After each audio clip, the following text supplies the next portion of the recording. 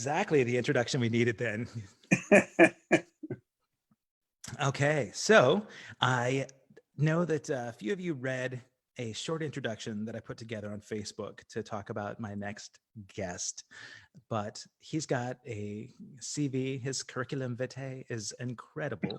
I only knew about a tenth of the background on Nick, but we met a little over 4 years ago, sort of in a more intimate fashion on a cruise through the Bahamas. And I knew right then that I loved this guy for his heart and spirit and incredible contribution to music. So I'm going to let him talk all about you. This is my dear friend, Nick Feldman. Oh, hey, how you doing, Kevin? I love you too. Thank you, buddy. Thank you, man. It's you're in the UK right now. I'm in the UK, in Wimbledon, in fact, where I live. Really? Near, Okay. just up the road from the tennis thing. Right. Which, of course, is not happening this year, like not everything else. Well, there's enough distance between competitors that they could be on either side of the net with masks on, but that'd be a tough match, right? So, and no fans in the audience might be a little lame, but Exactly. Do you play tennis? I used to play years ago, when I was young, many years ago, but I haven't played for years, but I like it. I'm a big soccer fan, Okay. I love, Arsenal's my team. Oh, the Arsenal. Okay. So I find sort of tennis is an amazing sport, but and I admire their skill and everything. But I just find I prefer a bit more kind of edge in the audience, a bit more violent. There should be more violence in the crowds. Why don't you just encourage the tennis players to be a little more violent on the? Yeah. Okay. Yeah. I mean, I suppose McEnroe was pretty good, wasn't he? He had a bit of an attitude I liked, Is that where your angst comes out on stage? You're smiling like peacefully, but underneath you've got a little bit of angst. Exactly, a bit of inner McEnroe. Yeah. How about like other sports growing up? Did you get into anything? Like, did you play soccer when you were young? Football. Sorry. Oh yeah, I love soccer. I was my. When I'm an Arsenal fan, Arsenal's a big London club, right. And my dad was a huge Arsenal fan. He was a season ticket holder. Okay. And his dad as well. So they were season ticket holders, and they took me from the age of 4 to see the Arsenal. So I'm third generation. We're called Gooners. The Arsenal are called the Gunners. Okay. Arsenal. They were sort of based in the Woolwich Arsenal, which was where they kept all the weapons and munitions and stuff. Right. And like a team that came out of that about 130 years ago. Wow. So people who support Arsenal the Arsenal are called the Gunners. Okay. And people who fans of the Gunners are called Gooners. Oh, nice. So I'm a proper third generation Gooner. You're legit. I'm sadly kind of addicted to the whole thing. Do you still have season tickets in the family? Oh yeah, still got them. Yeah. Oh, nice. Yeah. How many?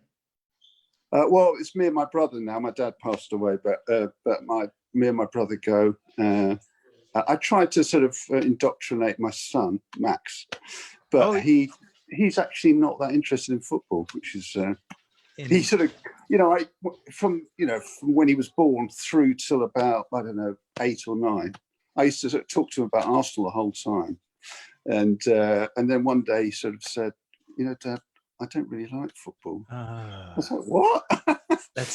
So I've just been talking all this crap to you all this time. So I had to kind of accept that. That was my first real challenge as a father. That was the first? To come to terms with that. Yeah. I was going to say, many more followed, I'm sure, man. Yes, of course. But Max is a great kid, though. I remember meeting him on that cruise as well. He's got just a really vibrant spirit, fun kid. He became known if you remember, him and his friend who were out on the 80s cruise. I remember. Him and his friend became known as Wang Chung. Yeah, I think he probably had more groupies than anybody else on the boat, didn't he? Certainly, yeah. He's certainly better looking than anyone else. But but no, he's a really talented journalist, actually, really good writer. In fact, I don't know if I never shown you. He wrote a piece for his newspaper about that cruise. Really? Which is extremely amusing. I'll send it to you. Or maybe I could post it up on my Facebook. It's really, really brilliantly written and slightly taking the piss, but kind of with affection as well. So it's very good. You'll like it. there was plenty to take a piss on that cruise. Actually, honestly, I mean, every experience that you and I have had together, right? We could write a real comedic. I think you and I have talked about Extras, right? The Ricky Gervais series, and too many parallels in Gervais' character in a lot of experiences we've had. So definitely. Hey, definitely. Look, I wanted you to know that I'm representing here. I don't know if you can see this. Ah, brilliant. You know what? I thought, should I wear my one of those? And then I thought, I've got a feeling you might be wearing yours. So that's lovely. I'm glad we did it this way around. It's better. Did we not get you a Flock of Seagulls shirt to wear? No, exactly. Yeah, where is it? Huh? Yeah. Like, Nick's secretly saying I wouldn't be caught dead wearing that, but yeah, we'll make sure. Well, I bet Greg Ross is listening right now. If he's got an extra Flock shirt around, just DM him your size, and then we'll do some trades. But, I think hit him up for that. Yeah, he's actually came from his company, right? The Manic Merch Company. Yeah, it was his idea completely. I love it. All right, Greg. I think it's one of Dave Mustaine's people that came up with it. God, I love it. Then I think Greg just came up with the idea of turning it into a T-shirt. I love it. Every time I wear it, everyone really I've had more requests for that T-shirt, I think, than any other one we've ever had. It was brilliant. I wear it. I play locally in a couple of tribute bands, not Wang Chung tribute bands, but I play with an AC/DC tribute and Bon Jovi tribute. No matter where I go at a rock gig, this gives me more more attention, so I'll have you sign it in that. But hey, oh my gosh, there's so much that I wanted to kind of touch on. Like I said, at the introduction, man, your history goes way back, even before Wang Chung, and then post Wang Chung intervals, you had a lot of stuff going on. So you don't have all day, but I want to get through the guts of this because you've got a fascinating story, man. And if I can turn this, as you know, I think I really like to make this light and conversational because I consider you my brother. I consider you a buddy. Absolutely. And so I don't want to make this feel like an interview, but the stuff. No, it's good. But when you and I get together, man, every story you got is compelling and it's engaging. And so I want my friends to kind of get to hear this behind the scenes. So tell me a little bit about kind of Nick Feldman. I know you went to school in Liverpool, right? Is that about where we could start about your music career? Or? Yeah, well, I used to live over the road to John Moss who became the drummer of Culture Club. So we went to school together and we lived across the road, and we sort of got a band together before either of us could really play. Do you know what I mean? We just kind of learned by just jamming and messing around. And another friend of mine called Pete Ellison, who he actually knew how to play guitar, so he kind of taught me how to play. And we just sort of messed around, and that's how we started. And then I went to university after that in Liverpool. And it was hard to keep the band going, so I joined another band up in Liverpool, and the band that we're in kind of sort of split up eventually. And then I did a couple of years at Liverpool University. I was supposed to be studying sort of psychology and philosophy. Yeah. What I actually studied was alcoholology. Oh yeah, well, Liverpool's a great place for it. Yeah, I mean, I love being up in Liverpool. It was an interesting place to be, and I'm a huge fan of the Beatles. And were they from there? From Liverpool, yes, they were. Sorry, kidding. Yeah. And but unfortunately, they decided to throw me out after 2 years which, was the best thing that happened to me, because it sort of pushed me into getting on with what I really wanted to get on with, which was music and being in a band. Yeah, I'd only gone up to Liverpool University because my parents were like, "Oh, you can't, you've got to go to university, and you'll never make it. So music's too risky, and just don't silly."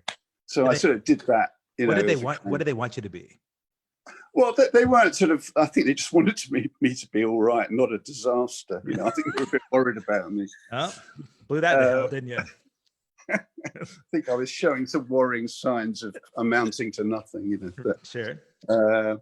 So I went up to university, got thrown out. That was pretty dramatic, and I think they got even more worried then. But it pushed me into, getting on with my music, sort of for being in a band, and then I thought, well, I better try and get myself a job, maybe in the music business, maybe I could try and bullshit my way into some gig. So I luckily managed to get myself this gig as a kind of agent, booking agent, in this small booking agency called Dick James Music.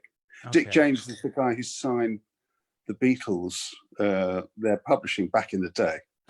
Wait, you you said you managed to get this gig. So for people that are trying to get in the music industry, it's not like you walk in the door and say, hey, by the way, I'm Nick Feldman. I'm going to be a new agent. Right? How does that happen? Well, I was, I don't know how old I was, 18 or 19. I just saw an ad in the paper. It was for a junior position, you know. Okay. So I went in there and I kind of lied, you know. I said that I'd been the social secretary at Liverpool University, which is, you know, social secretaries are the ones who kind of book all the entertainment and stuff. Had you done anything like that? No, I'd just done alcohol and done no work, you know, and got thrown out. Did you go to shows? Tell them that bit either. Did you go to shows there?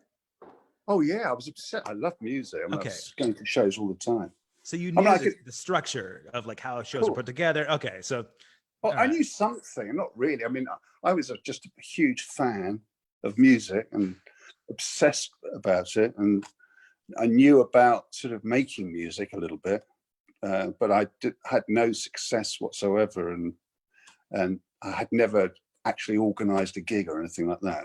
Okay. So I just bullshitted my way into this job, and they sort of liked me for some reason, and they put me on a trial, and I started to work in this little agency, you know, and that was sort of in the mid to late 70s, just when punk was starting to break in London, the very beginnings of punk. And was that agency in London? Yeah, it was in what's called Tin Pan Alley. Okay. It was in Denmark Street. So right in the middle of, you know, London, don't you? I mean, that's where all the music shops were. Yeah.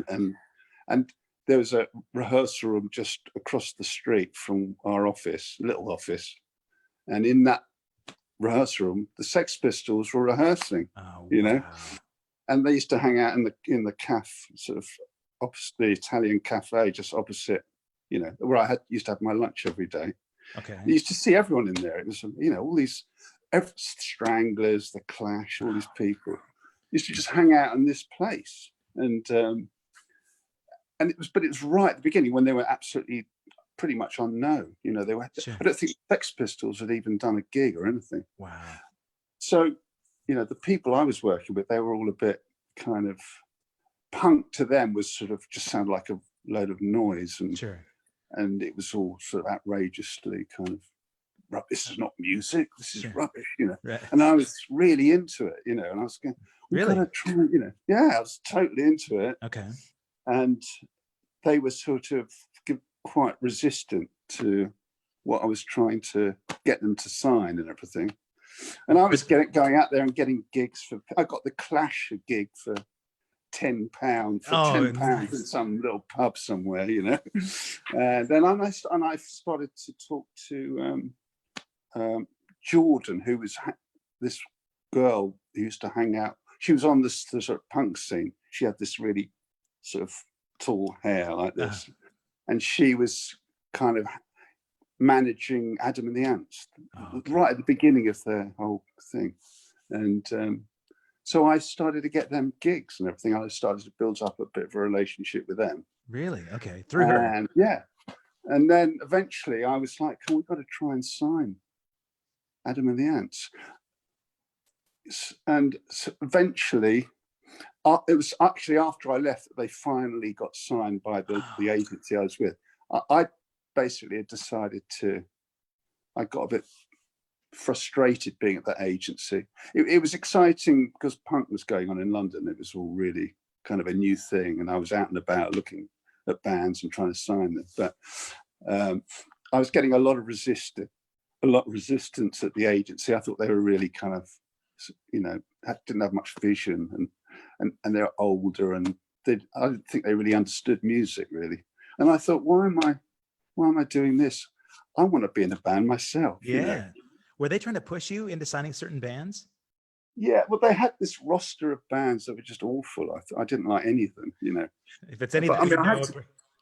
if it's any that we know personally, you don't have to mention their Oh names. no, they're all Okay. rubbish. All right. I don't think so. Are there any? Or It's maybe a okay. couple. If you were English, you might know a couple of them. But most of them are pretty sort of mainstream, and not very exciting bands, you know. And there was no punk kind of stuff or anything that I would have liked, you know. So you So brought Adam and the Ants to the label, the agency yeah, to sign them, and they were kind of resistant at first, and so you're just like, they were okay, resistant. I also brought in another band called um, what were they called? The Only Ones. Do you remember the Only Ones? I don't remember that name. They're a kind of an new wave arty sort of punky band. Really cool band. I brought them in, and they did get signed actually. But overall, I just thought, why am I want to be in a band myself, and this sounds a bit big-headed, but I thought I'm probably a bit more talented than most of the other bands I'm supposed to be booking out in this agency. And you're probably like, what, your early 20s at this point? No, I was still a teenager, I think. Were you? Or 20, maybe 20, something like that. Yeah, so think about when you're 20. Everything you say might sound big-headed, right? Because your dreams are lofty, right? There's no limits, right? So, okay. That's right, exactly. Right on. And so one of the bookers at Sheffield Polytechnic, I'd become kind of quite friendly with him. You know, he used to book all these bands that I had on, that I was supposed to be looking after at the agency, and we became friends. And then it was time for him to leave university because his Polytechnic, because you know he was getting to that age. You know, he'd finished his course.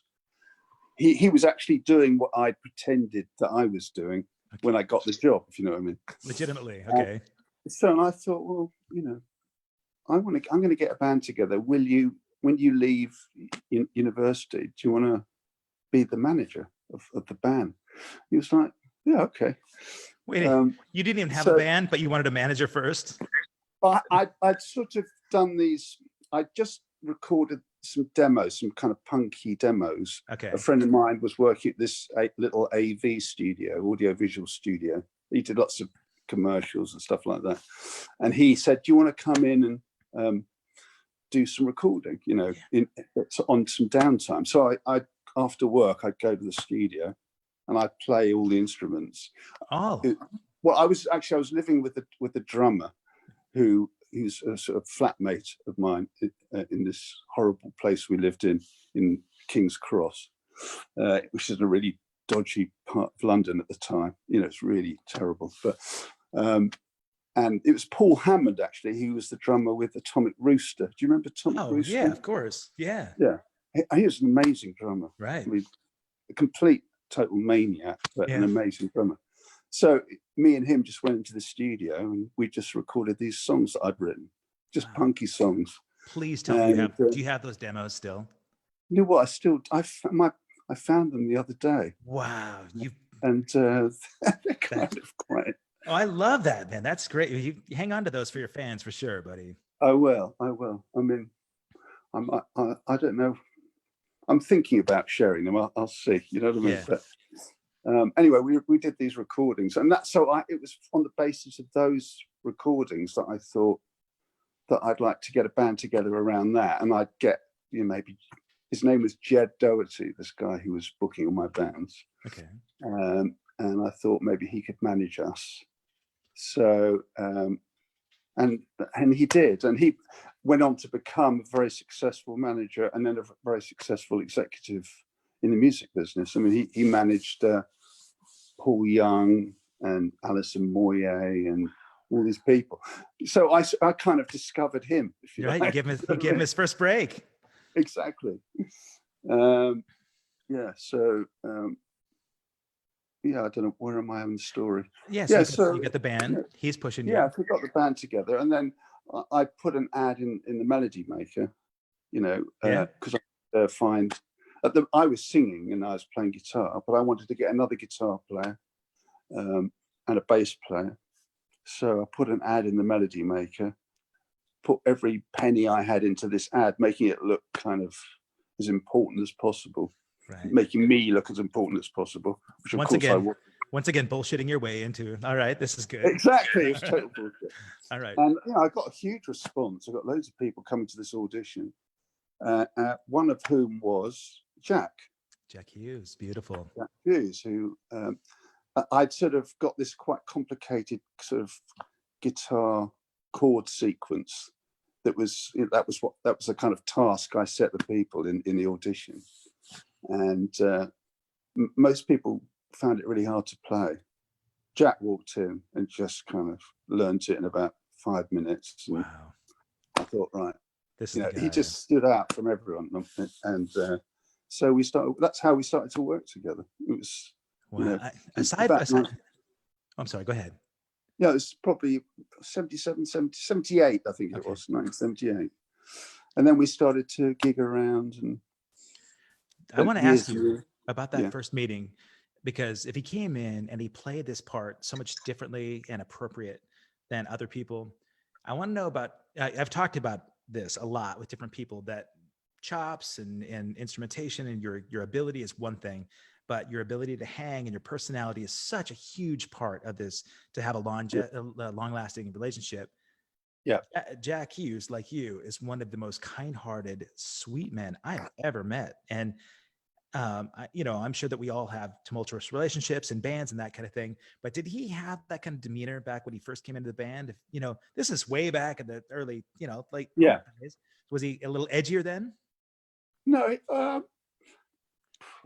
he was kind of edgy in the music, I suppose, but he looked a bit different. He had a moustache, which was slightly alarming. But I mean, he looked great. But it's like alarming. Okay. What was your look? What was your brand and your look like that at that point? Were you like late 70s hippie? I kind of punky. I had this sort of battered leather jacket, biker jacket, and sort of torn jeans and that whole thing.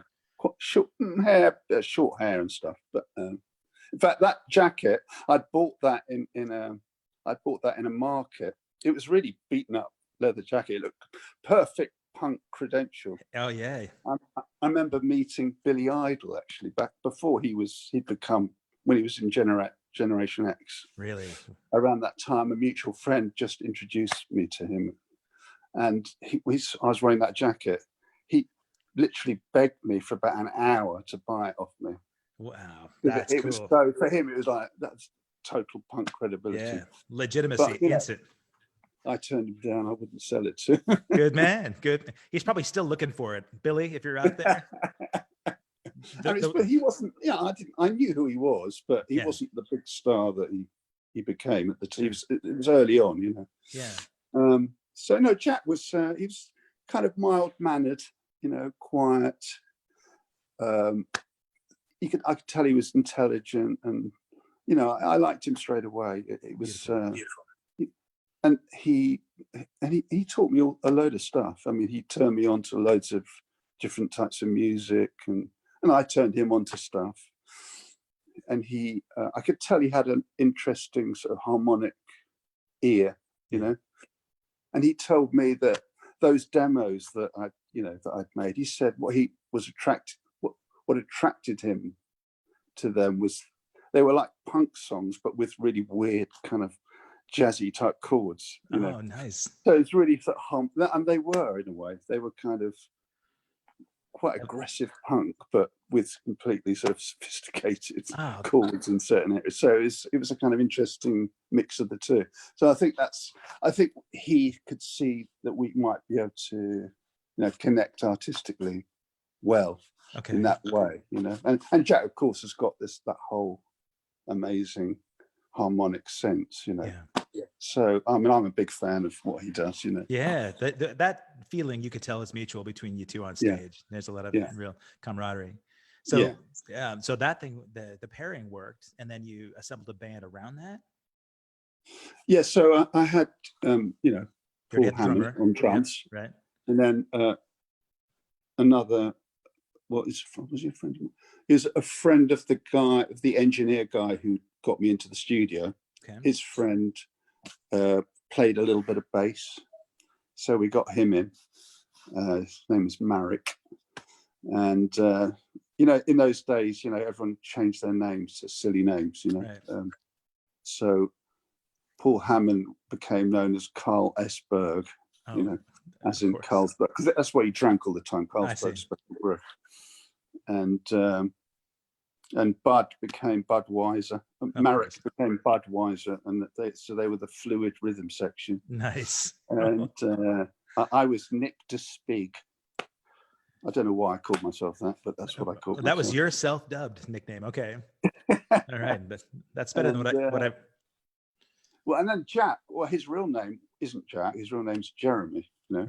But he wrote this song called "I'm Jack Hughes."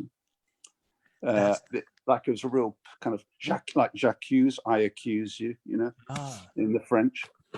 So he's like, I'm Jack Hughes. Okay, all right, Jack, you're Jack Hughes. That's what we're going to call you. So he became known as Jack Hughes. Interesting. That's where that came from.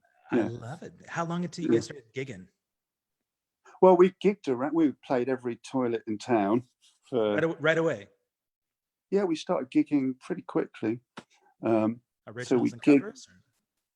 No, it was mostly the stuff that I'd written, and then he wrote some stuff. We did some demos as well, and we just built up a set pretty quick. And I think we did a couple of covers. We did "All Day and All the Night" by the Kinks. We did that, and we did "Anyone Who Had a Heart," the Burt Bacharach song. Oh wow! But with a slightly mad take on it. But the rest of it was all our own stuff, and. Cool. So we just gigged around London, a bit around the country, quite a lot of apathy, but slowly but surely we started to get a few reviews, and we became quite cool actually for 5 minutes. And your agent helping with the sort of the PR side of things, helping get like recognition, any kind of press and.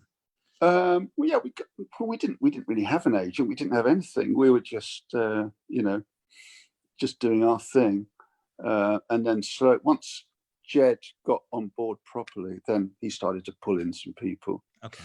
The manager guy, right. But it was all just a bit hand to mouth for quite a few years. We were a sort of overnight success. 4 or 5 years. It took us ages to get a record deal. Really? Yeah. So you were working side jobs in the meantime? Yeah, we just had to carry on what we were doing, So what kind of work? Oh, you cut out.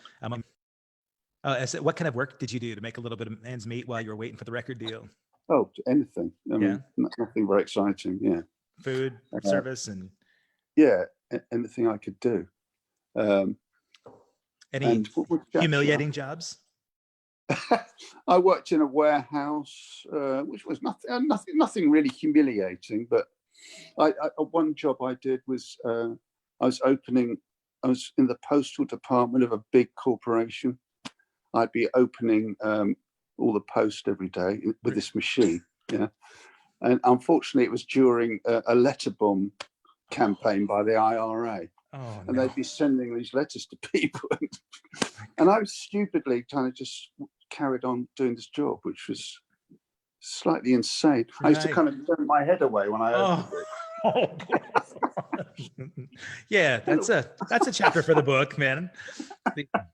Oh my God, you got all your fingers. I got all my fingers. I'm still alive, so I survived it. I don't quite know why I did that, but I did it. You do what you got to do, man. So Tell me, so the record deal came about. I mean, you'd been playing around. Were you primarily staying in the UK, or were you traveling outside? No, it was all in the UK, mostly in London. Okay. And then Jed, our manager guy that I told you about, he was sharing an office with this radio plugger guy called Harry Barter. So he's an old time kind of radio plugger. Sounds like a radio guy. Exactly. And we'd done these demos we done 2 songs. One was called "Isn't It About Time We Were on TV," Nice. and another one called "Stand Still." And they're kind of pretty punky songs, but with a slightly quirky edge to. And they were just 8-track demos we'd done in this small studio in the east of London. And Harry heard Jeb was playing them, in the office, and he sort of really liked them. He's like, they're really good, these things. He said, how about if I release them on a little, I form a label and I put them out. We were like, sure, okay, that's great. Yeah. So he sort of, because he was a radio plugger, he went straight to radio with them, even though they were really low quality. They were real do-it-yourself kind of home demos, really. And Isn't It About Time TV? He got picked up by, John Peel, who was a very legendary, John Peel. I've known He's the a very name. legendary, important DJ in the UK. You bet. Very influential for new bands and for sort of alternative stuff. He was the Richard Blade of the UK. Yeah. Yeah. And he gave us our first ever radio play, John Peel. Yeah. All thanks to Harry. Thanks to Harry. Yeah. God bless him. And so we got, he picked up quite a bit of play on that first single. I mean, it was not mainstream stuff, sure, but, it sort of put us on the map, and we started to get reviews and, build up a small following and, got more gigs and that kind of stuff. So that was where did that really take you out of London? Yeah, we started to go a little, here and there. Okay. And then and of course that attracted the attention of the bigger labels. But it still took us a long, long time to get a deal, proper sort of grown-up deal. Okay. And eventually we got offered a singles deal by WEA, by Warner Brothers. Wow.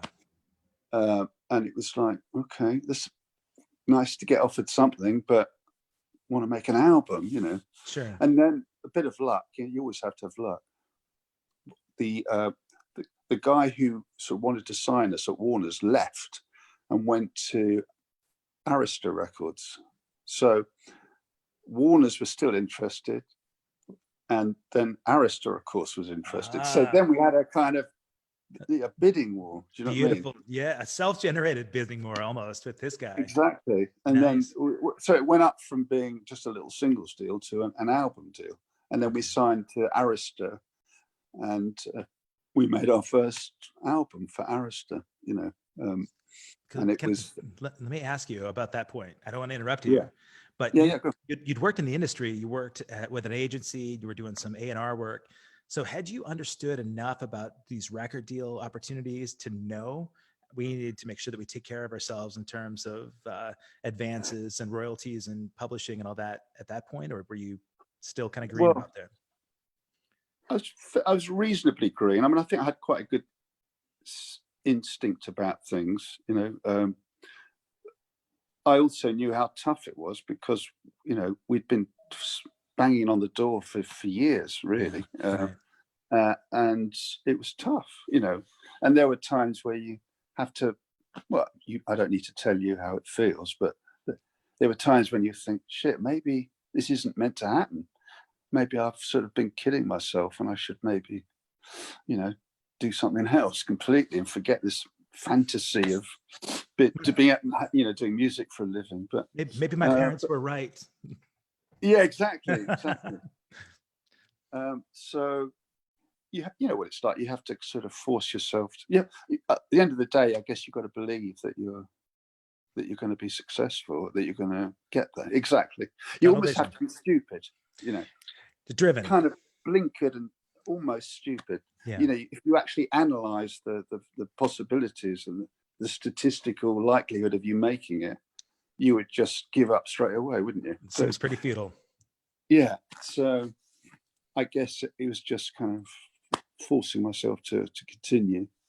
And eventually, we had, and plus a bit of luck, you have to have these moments of luck at key moments. And then here we were with a nice record deal, choosing who we wanted to work with. I mean, we were really into Roxy Music at the time. Oh, cool. Flesh and Blood album, Right on. which was produced by what's his name? God, having a mental thing. What's his name? Rhett Davis. Okay. We loved the sound of that record, and we thought, well, we want him. Can we get him to produce the album? And he was really into the demos, and he was up for recording it. So we recorded it at Phil Manzanera's studio in his house. Phil Manzanera, the guitar player with Roxy Music. Right.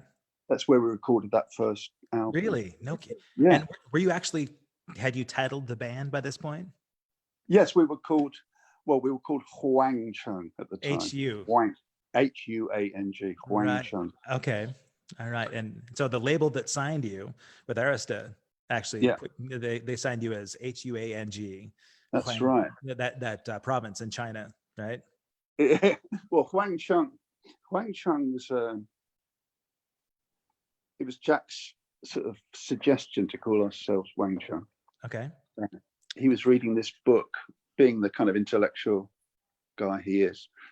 He was reading this sort of pretty deep book about the German electronic composer Karl-Heinz Stockhausen, okay. who I was into as well, actually. But Jack was reading this very sort of in-depth book about Stockhausen, and there was a little footnote in one of the paragraphs of the book about this thing called Wang Chung. Okay. Which is like a sort of perfect pitch in Chinese music. Yeah, I mean, I'm simplifying it a lot. No, that's okay. But I didn't even want people to know, because so many people ask you every time we're all together, what's the name Wang Chung? And I like that sometimes you'll make up something completely different every time, which I love. Exactly. And then people ask me, hey, if you talk to Nick and Jack, find out what, and I said, I know what it means. I know what it came from. But then I'll say, all right, so there are these 3 lights that you could only see every 100 years in the sky. It makes up the new every time. So it's better to keep people guessing. I think I should just refer them to you from now on. Please do. Ask Kevin, he'll tell you. I'll give him a different story every time. I'm sorry. All right, but I declassified this. This is actually a pretty nice footnote here. So, all right. So Jack was like, it just appealed to him for some mad reason. It was almost like a kind of like an onomatopoeic kind of sound, almost a sound effect or something. Sure. And so he suggested it to me, slightly sheepishly, like, what do you think about Wang Chung? I think he thought I would just go, what? Right. What are you talking about? That's ridiculous. Of course we can't be called that. But it sort of, it appealed to me as well. I don't know why. I just like the sound of it. So we went with that. But it caused us so much trouble that the spelling of the name, Huang, Huang, no one could pronounce it properly. So everyone would be like, you're having to spell it? Well, they would think, oh, that band Hung Chung or Hang Chang, or no one could pronounce it. So in the end, even though we'd gone through this first album with Arista, and it's an album I'm kind of quite proud of, actually. It still holds up, I think. It's slightly more guitar-y than where we it's less sort of synthesizers and less electronic, although there are bits of electronics on it, but it's a bit more, played, and it sort of promised to do well, but it sort of did okay. And I think Arista were a bit, I think they're a bit disappointed that the big songs weren't the big hits that they were supposed to be, Okay.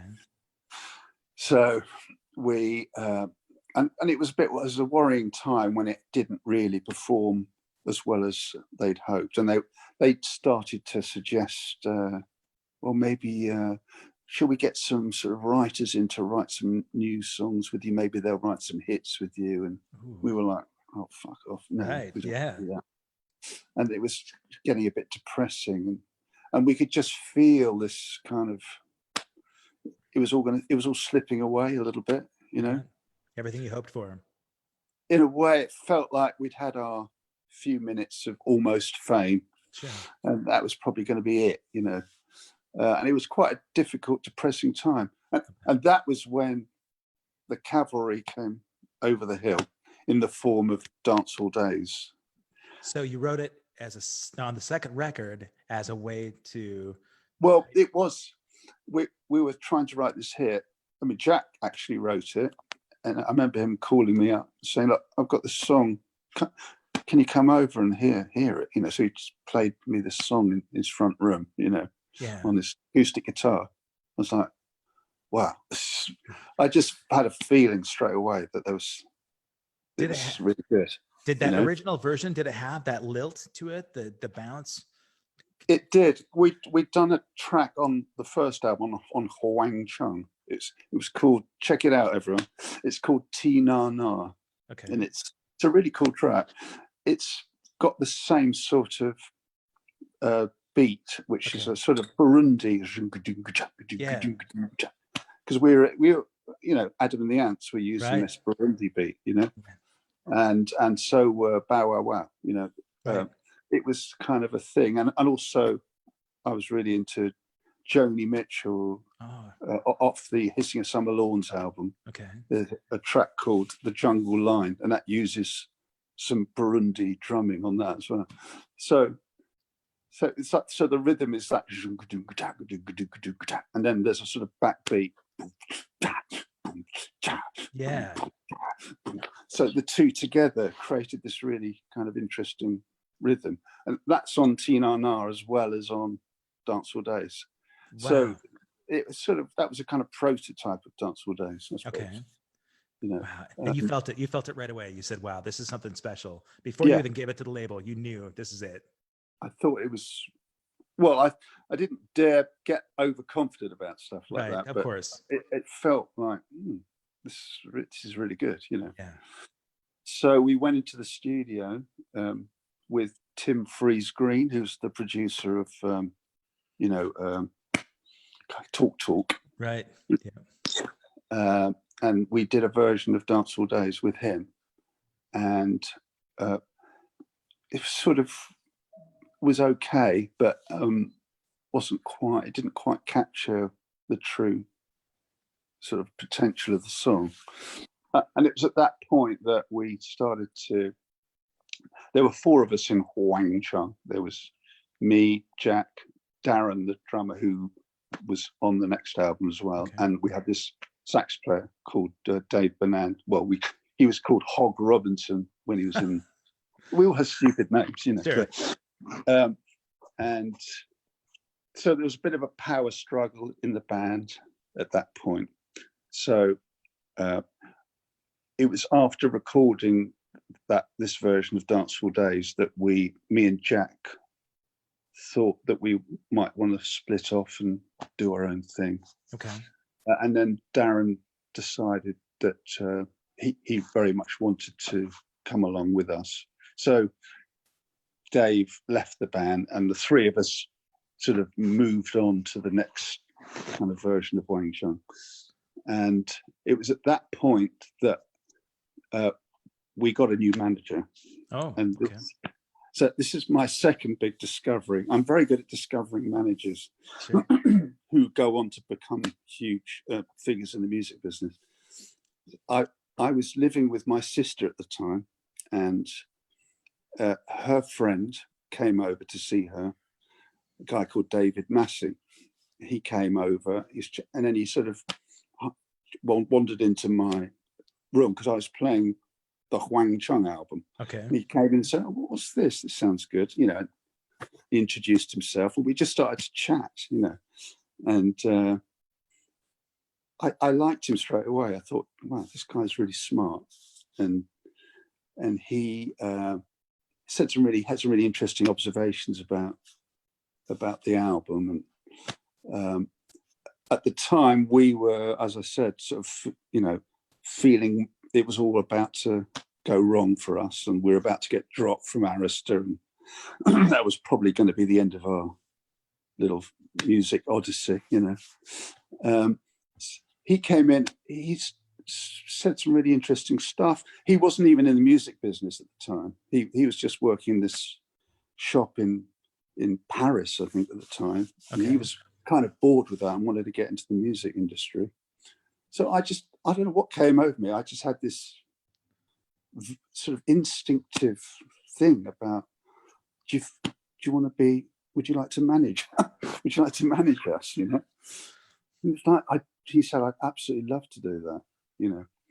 So cutting a long story short, because it took a while for him to bed in with us. You know? Sure. I think the other guys in the band were a bit, well, could see he didn't know really very much, you know. Sure. And we're a bit worried that he was a bit too inexperienced. But he eventually sort of persuaded them that, you know, he was a good person to have.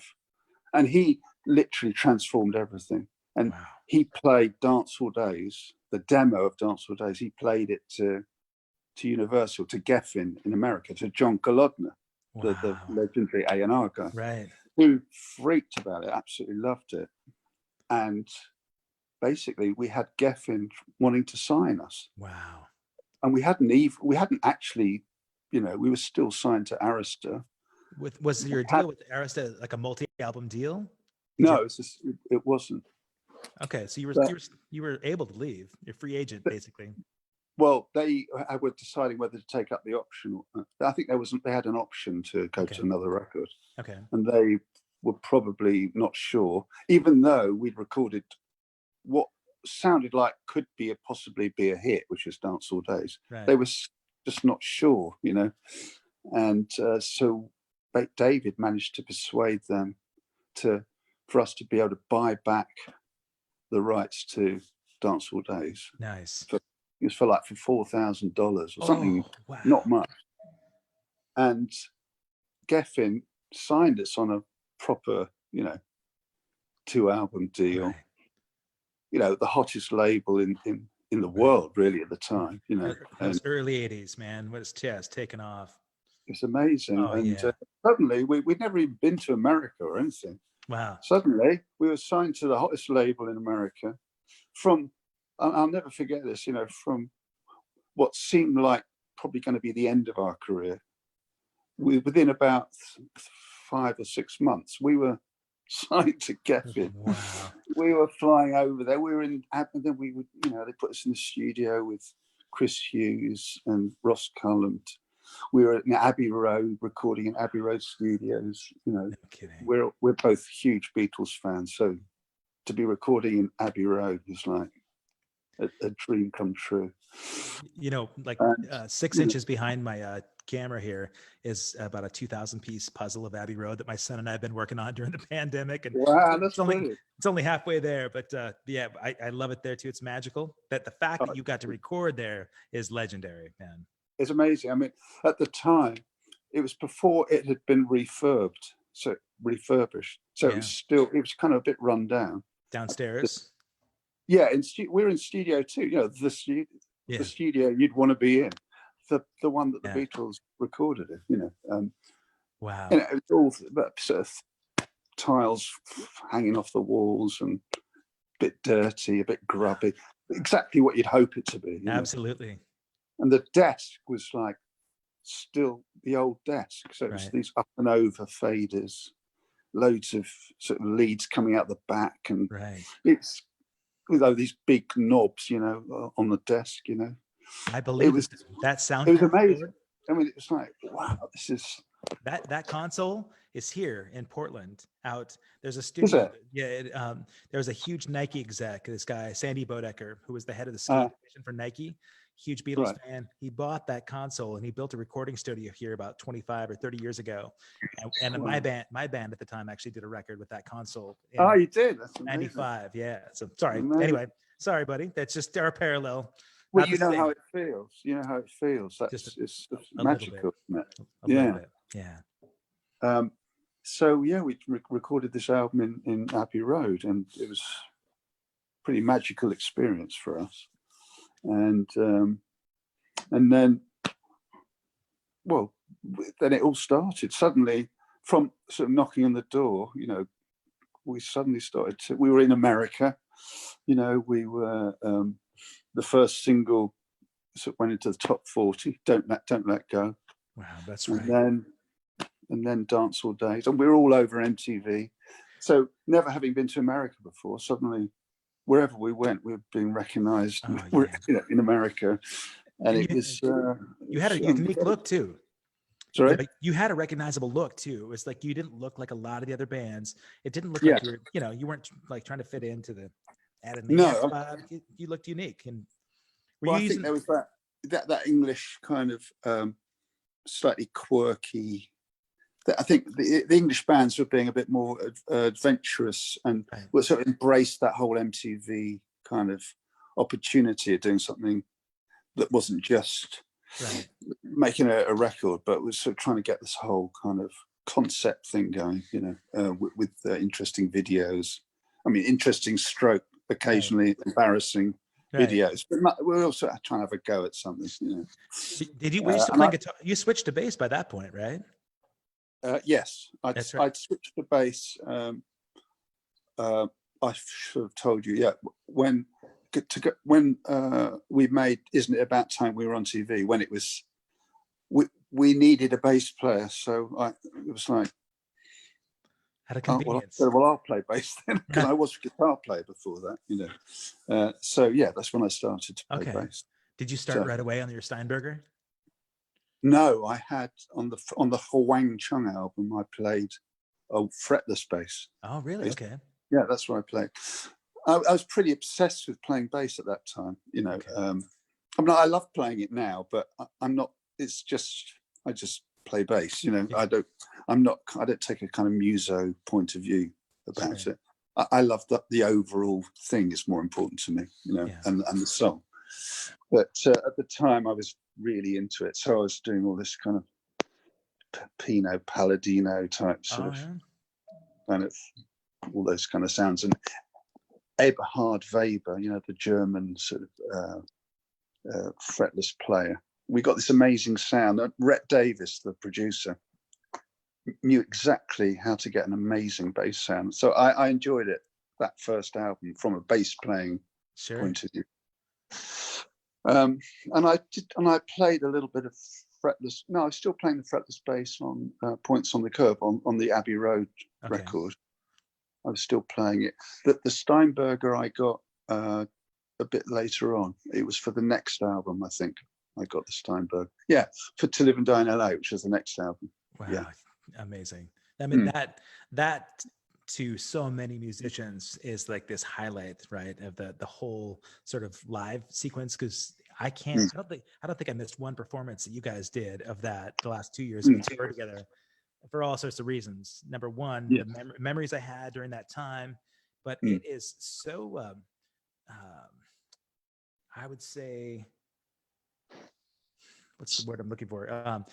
I think it was more advanced and sort of in a way it was less derivative. I'm not saying your music was derivative. It was more sophisticated. The composition, the dynamics of the song, and then the solo is incredible. But I think it was obviously it's cinematic. So I mean, it was based on this on the movie, of course, and I remember John Kolodner, the A&R guy, he was really worried that the chorus sort of went down into the chorus instead of, A&R men are like. I mean, I know what they're like because I used to be one myself. But they want it to go up into the chorus. You want your big hook, and and To Live and Die in LA kind of sort of skirts around that, and it sort of gets a bit more moody and sort of looser in the chorus, and he was.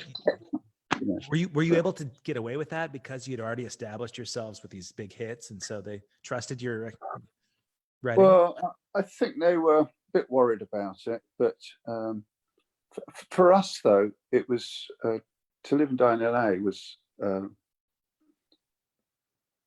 We'd had, we'd done the album in Abbey Road, and that had Dance All Days and Don't Let Go. We had our first big success. MTV was embracing us. Right. It was going really well, and we were touring. In fact, we toured with the Romantics. I think it was the first tour we ever did in America. Really? Okay. Yeah. And it's Nice. nice to get to know them again, you know, because I haven't Absolutely. seen them for years. Great dudes. Yeah, lovely guys. So that was that whole, after that album, you know, we went off to write a bunch of stuff, and there was that all that pressure that every band gets from the record company. You know, Right. we want the hit, we want the next hit. Where's the next hit? You know, we went into the studio and started to record, and it sort of became clear from our manager David, and also from John Kolodner, that they were good, and from the producer actually, Chris Hughes, that they didn't really feel we had hit the follow-up hit. And it became really, we were under a lot of pressure, and we started to get a bit discouraged and a bit worried.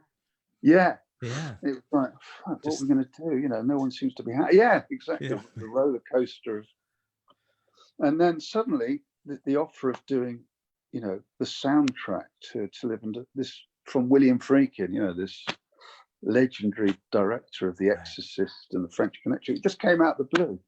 He wanted us to do, you know, an instrumental score of long form, dark, aggressive, you know, music. No, he didn't want songs or anything like that. So suddenly, from having all this pressure of where's the hit, it was suddenly, I don't want a hit, I don't want a song, I just want, you know, long form music, and just go into the studio, be spontaneous, and send me 45 minutes of music. I really like that song of yours, Wait, from, you know, that's the sort of feeling I want, just go and do it. So that's what we did. And the record company were like, Geffen were a bit, oh, don't spend too much time doing this soundtrack. This is not gonna, you know, this is not gonna, we need hits. Right. This is just a diversion, you know. So they weren't excited about it. They were actually worried about it.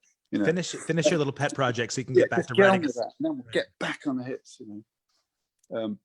But for us, it was like the most amazing, another bit of cavalry coming over the hill, you know, saving us from this horrible thing we were in, and opening up an amazing new experience for us, going to Hollywood and hanging out with Freakin', and it was pretty amazing experience. And we were so kind of, he was so enthused by what we'd done, and we were so enthused by what we'd done, that we started to, well, Jack came up with To Live and Die in LA, the sort of song, you know. Yeah.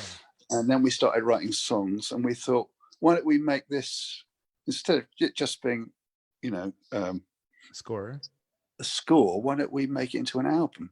Make it into our next album. And Geffen was starting to come around to that, so they sort of decided to go with it. Wow. That's how that album came about.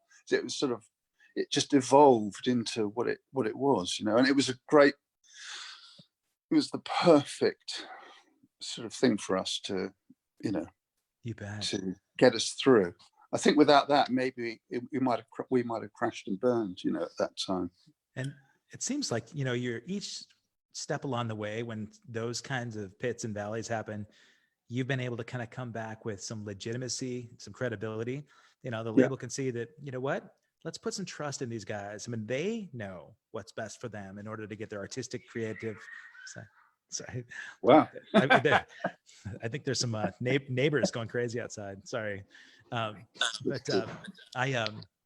think it's rare, right, for bands to get to see that. And I think it's you talk about luck, and I kind of go back and forth between believing and luck per se. You know, I feel like people are fortunate. They put themselves in positions where maybe luck arrives, but if you don't sort of look for the opportunities and put yourself out there, things aren't going to happen for you. Luck doesn't happen to somebody that just sits and puts their, you know, head in the sand. But that's true. I think you have got to create your own luck, I suppose. But you still got to be lucky. But you know, right place, right time that's hard to say. That's not luck, right? But putting yourself in the right place at all is pretty rare for a lot of people. But it's great that, you know, that you establish that credibility. Record comes out, it's successful, right? Yeah, it became successful. I mean, the film, which did quite well. Yeah.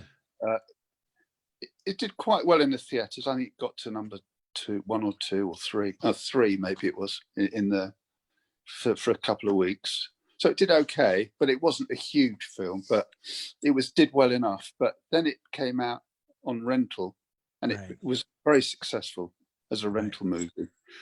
And all the while we're very much associated with it. And in fact, Friedkin told us not so long ago, because he's remained a really great advocate of ours and a good friend, and we love him, and he loves us. He told us that Miles Davis was a huge fan of not only the film but the score of the score, which is like, wow, Miles Davis. Yeah, to have Miles say something positive about it is a pretty rare thing. So pat yourself on the back. I think they were friends, Friedkin, Miles Davis. But that's so cool. But so To Live and Die in LA, again, sort of we kind of cleansed our palette to be able to get back onto writing, being open to maybe writing some hits again, So, and that's from there came, Everybody Have Fun Tonight and Let's Go, and Hypnotize Me, and the Mosaic album. When that happened, so you said it sort of evolved, right? You got some of your maybe more eccentric stuff out of the way. You put this record together. Did you know, like when Everybody Have Fun Tonight, when you put that together, did you know, again, like Dancehall Days, okay, this song could be an international hit? There's a good story around that. I think the answer is no, we didn't. What we did, if you heard, the original version of Everybody Have Fun Tonight was really slow. It was kind of Hey Jude sort of. Really? No, I haven't heard this. Yeah, and it was really slow, and it was quite atmospheric. But basically, I had this kind of chorus, everybody have fun tonight, and I played this sort of sequence to Jack. I'd play him all my bits and pieces, and he, generally speaking, not like anything that I played him. He was quite a hard guy to kind of get excited about anything. And then there's a few things he'd like, and then we'd work on those things, And I played him this thing called Everybody Have Fun Tonight. I thought, well, the first thing he's going to say is, I like the music, but everybody have fun tonight. You can't. That's rubbish. We're going to change that. And he was, to my amazement, he was like, oh, I quite like that. I like that lyric. Yes, really?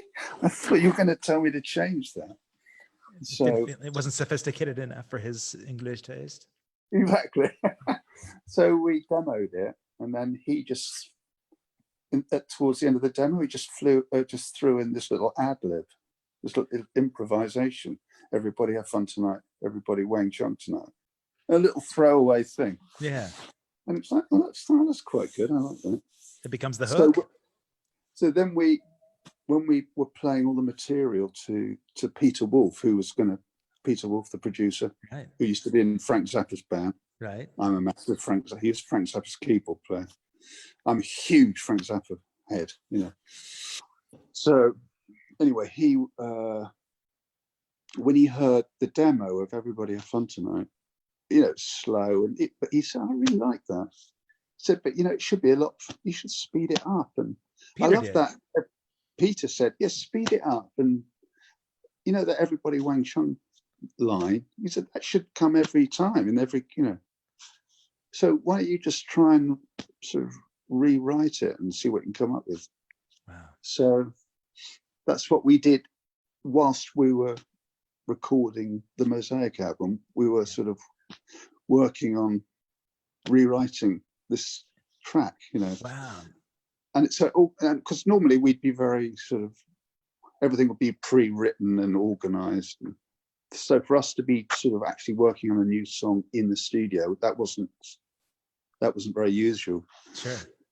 So we were, and it all came together really quickly, and we wrote it, we recorded it, and I remember when we were recording it, we were doing it in one of Peter's studios in Vienna, Austria. Wow.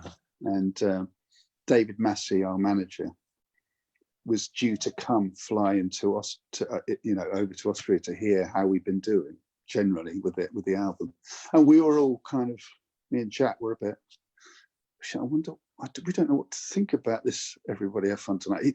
Are we going to be in trouble for wasting a load of studio time? We thought it's either really terrible or it's really good. We weren't quite sure. Interesting. Okay. So, and we were getting really nervous for David coming over, and he walked into the studio. Look, we played him everything. And he was like, "Yeah, it's all really good." So look, we got this new song. What do you think? We were like, "Oh God, what's he going to say?" And he just completely freaked out. I mean, like in a good way, Yeah. He knew. This is a fucking smash. He was going crazy. So we were like, phew. Yeah. But we honestly we weren't sure. We just didn't know.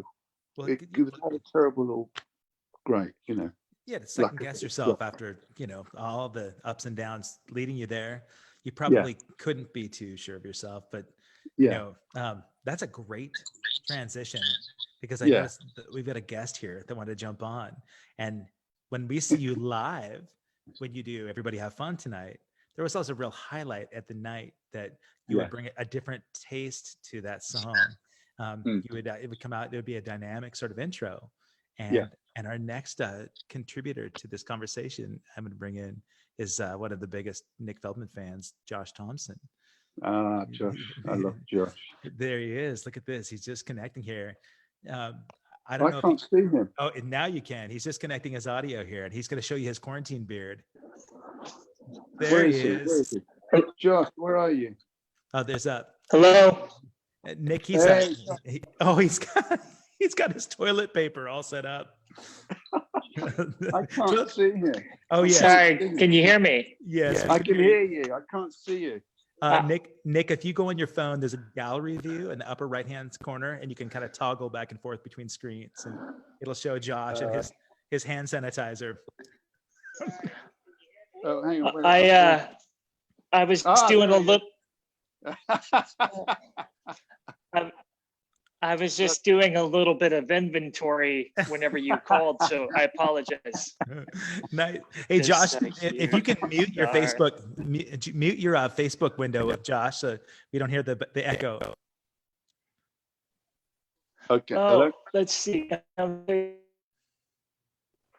don't think I'm on Facebook, bud. Okay, I just heard an echo, but I think this Nick, in case you didn't know, Josh uses his neighbor's internet access when we talk, so so his signal is always a little choppy. Sorry. That's brilliant. It's bottom of the barrel internet, as I like to call it. BOTB. I'm digging the beard. I'm digging the beard, and I'm digging. Thank you very much. The toilet paper. Now I got you. Is that better? That's beautiful. I can see you now. You look gorgeous. All right. I feel like I'm back. Lovely. I feel like I'm backstage with you guys again. This is awesome. Cheers, everyone. Cheers. All right. Cheers, boys. I've only got water, but you'll have to do. Yeah, same here. That's all I got too. So you're going to do Girls Just Want to Have Fun? Yeah. Can you hum it out right now, Josh? Are you to do what?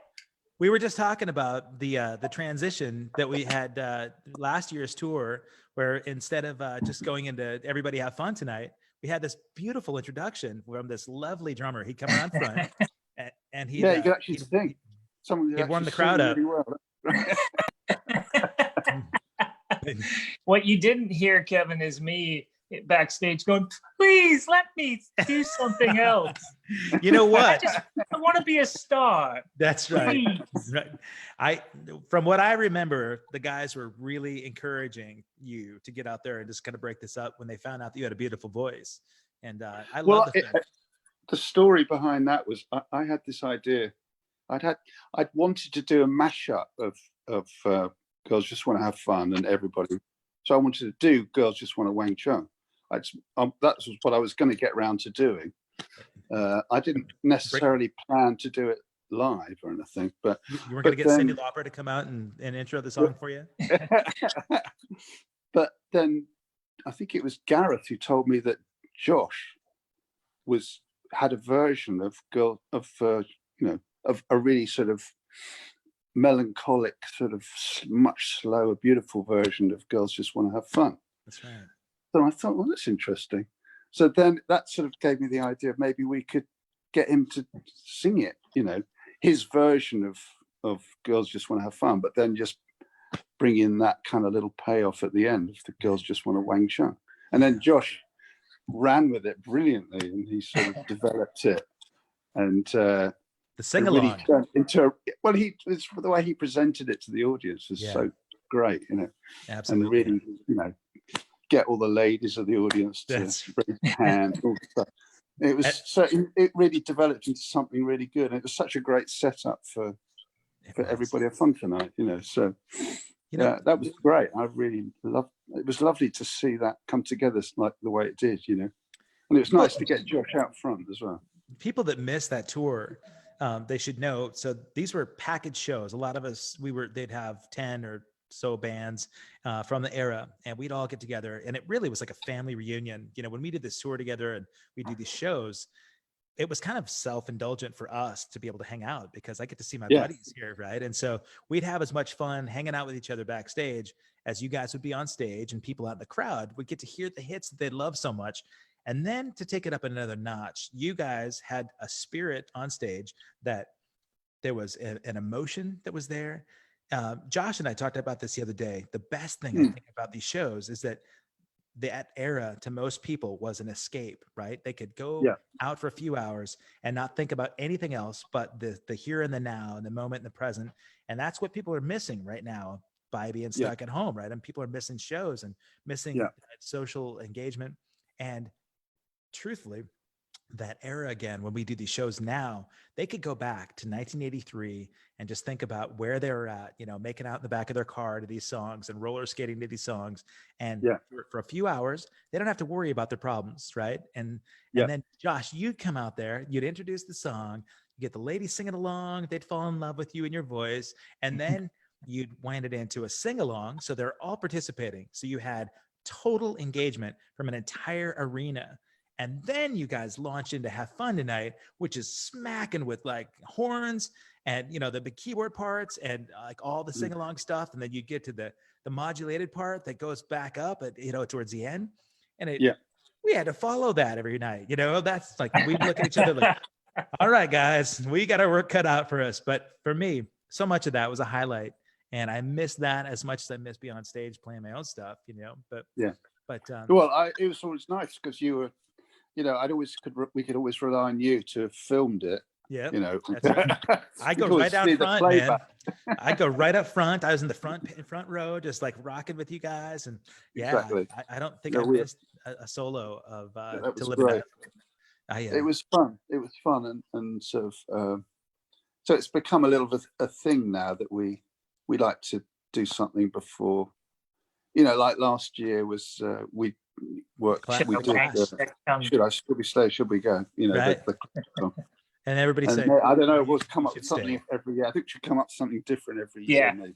You can make something coronavirus related for next time. You know. Exactly. So Josh, it was lovely. It was lovely that it worked so well. You know, it's nice when things work because you never know how it's going to go down, but it went down great. And it worked every time too, didn't it? Every time. I mean, you developed it really well, you know. We all kind of did it together, but you fronted it brilliantly. Oh my God! I will say to Nick and Garrett's credit, you know, I was really shy about doing it at first, not because of stage fright, but just because I was like, I'm not sure how I feel about sort of coming out from behind the drum set and sort of, you know, being more in the spotlight. And I remember the first show was at Detroit at the Aretha Franklin Amphitheater, and I wanted to do it behind the drum set. And it just, you know, I watched a video of it and I was like, you know, this just doesn't have enough energy. And then slowly but surely, and I kept on sort of looking for Nick's, you know, and Garrett's reactions, and I think they're kind of like, come on, you can give more. Right. To the point to where by the time we ended the tour, I felt like Freddie Mercury, just like out there. Exactly. especially in Salt Lake with your mom there. I'll never forget that, man. That was he wouldn't let us on the stage by the end of the tour. Yeah. I'm kicking him off. Well, Josh, if you're cool, man, I stick around here for a little bit, because Nick got to the point where we just, they were recorded and they released Everybody Have Fun Tonight. And it's an amazing history, man. I mean, to get to this point, are you cool with sticking around here for a little bit to help facilitate this story here? Sure, man. Just Awesome. Kick me off whenever you want some privacy. I can mute you. Help an old man through his story. So Nick, here wiping my tears. No, so Nick, you brought that song. Like the producer loved it. They said, "Okay, this is the song." Label loved it, I'm sure, and they realized, "Okay, this is an opportunity to make this a global hit."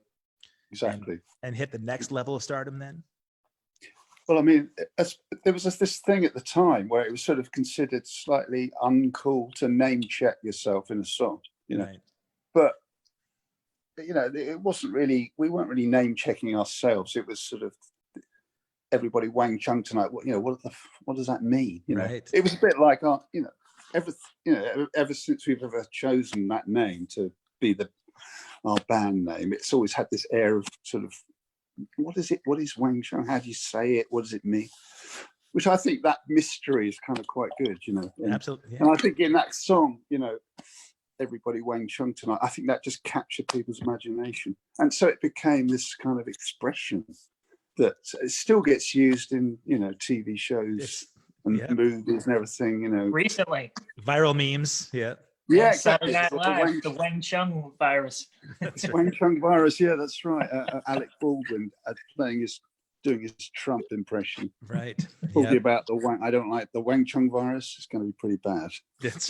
So, I love all that. I'm quite, and I don't mind it when people make fun of it. It's sure. I think that's just cool. So it's become this kind of expression, in the culture. To no one quite knows what it means, but it's it's in the Urban Dictionary. There's a whole load of kind of that's right, mostly quite rude kind of right. The verb meanings of, the verb is that one gets into some sketchy stuff. Don't look it up, kids. Some really rude ones, but no, so it was great. It sort of worked out really well. And so from that point, then were you touring a lot to really help represent this record? And yeah, we toured a lot. We toured with the Cars. Well, in fact, no, we toured with the Cars for the previous album, for Not to Live and Die in LA, for not the previous album, the one before that, for Points on the Curve album. Sure. We toured with the Cars, the Romantics. It was the Heartbreak City tour with the Cars. That was huge venues with. And we were jumping all over the place. The Cars were kind of, I love the Cars. I'm a big fan of them, but they were kind of pretty static. They just stood there and played. Great. I mean, they were great, but we were kind of jumping all over the place. So I think a lot of people, that did us a lot of good doing that tour. Yeah, well, you've always been that animated. Yeah, I guess so. And then, but for Mosaic album, we toured with Tina Turner. Oh wow! So that was an even bigger tour. It's huge. And we did our own tour. We were playing so that we could sell out sort of good sized theatres. And so we were on the road. We went all over the world. So we were touring probably for about 6 months or something. Wow. Geffen was happy with you at this point. You're selling a lot of records. They were happy. I mean, I think they expected that album to be absolutely massive, and it was very successful, but it maybe wasn't as successful as they hoped for, and as we'd hoped for. So even though it was, our biggest album, and we had huge hits off it, 3 or 4 big hits, there was an element of slight disappointment about it, but we were ambitious. We wanted to do really well. So, and looking back, I'm very grateful for everything that we had. Sure. But by the end of that tour, I actually got quite ill. so I was kind of pretty sick for a kind of nearly a year after that. Wow. And so that sort of, we slowed down quite a lot for a while before we did the next record. Yeah. Stayed with Geffen though. Stayed with Geffen. Yeah. Was there pressure from them during this time while you were sick to get something together? Well, a little bit, but not too bad. I mean, they couldn't put too much pressure because I really wasn't well. So, yeah. So no, they were okay. I think by that time they sort of were giving us, enough Good respect or sort of space to do what we had to do. And then we went back in the studio with Peter Wolf again. Okay. And that's when, I suppose that was, I think maybe Jack and I, we're both quite strong. We're in our quiet way. We're kind of both, we're quite strong-minded about what we want to do, Okay. And I think we were slightly not quite on the same page on that record. So it was a little bit of a sort of quiet battleground, so the first half of the album, I think Jack was sort of dominating, and then the second half of the album I dominated, and I think it was quite tense atmosphere, and it's not, maybe wasn't the most enjoyable record to make, and maybe wasn't as good as it could have been. So okay.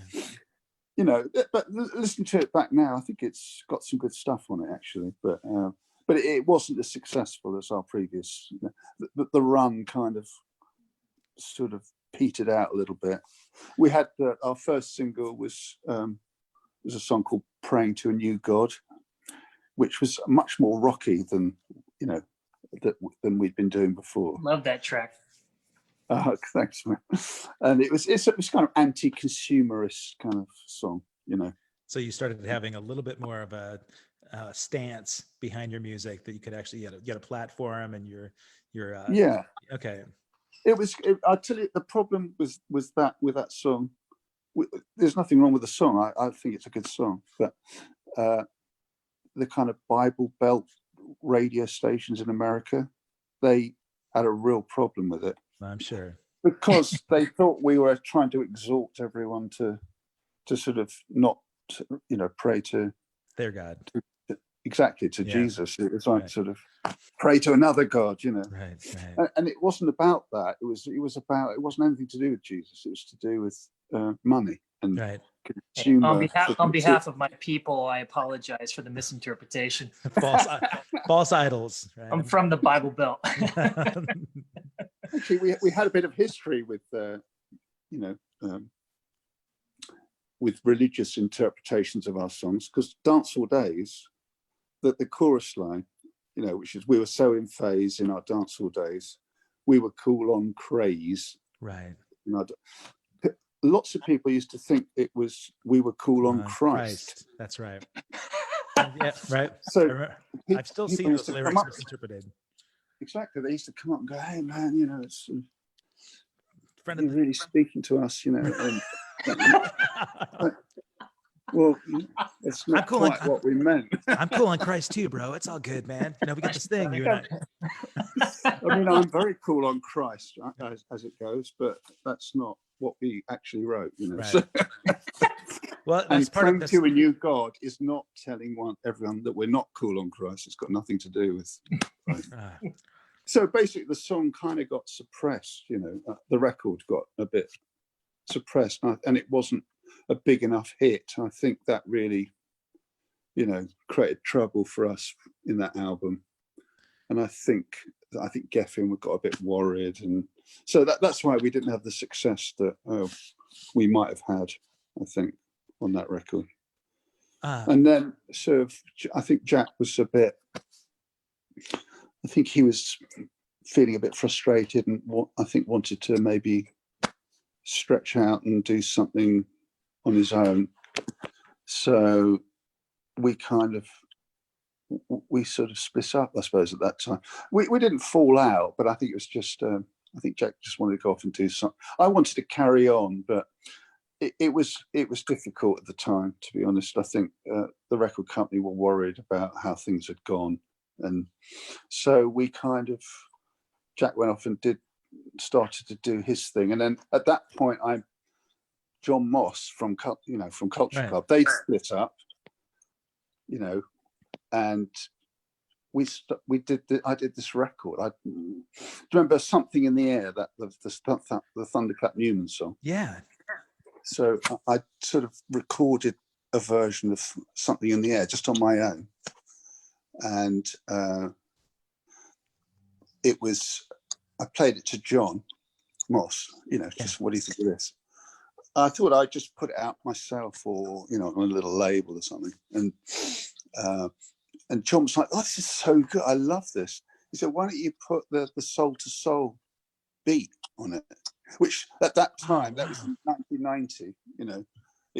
That was Soul to Soul really were breaking through, and it was the Summer of Love. It was called in the UK, 1990, and so he kind of reworked it with me with the Soul to Soul beat, and it became this.